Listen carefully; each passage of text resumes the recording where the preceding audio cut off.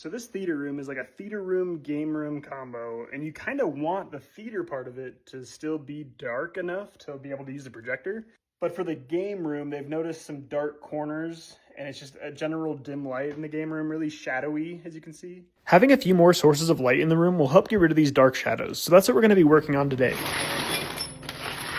The lights we're installing today come from Torchstar Lighting. We've used this company a couple times before, and I've really been impressed with the installation process. I'm going to be trying out these 6-inch adjustable can lights because I thought they'd be perfect for making sure light gets into those dark corners. Like most of the other Torchstar lights, these have adjustable settings for different color temperatures, so after I plugged it into my garage and picked a color temperature I like, I was ready for installation. Which in this case involves measuring off the wall to mark where I want my light to be, using the template to use a straight blade to cut out a round hole, and turning off power to start doing electrical work. But like most electricians, I do all my best work in the dark.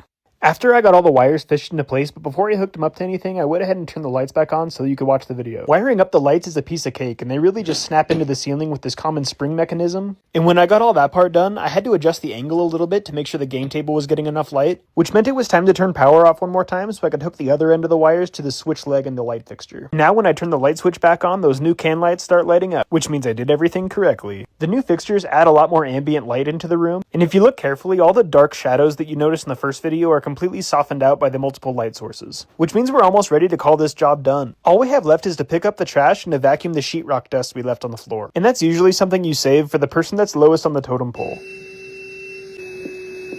And thank you again to Torchstar Lighting for sending us these lights to try out. And if you like watching electrical work like this, go ahead and follow Wheeler Electric. We do videos like this all the time.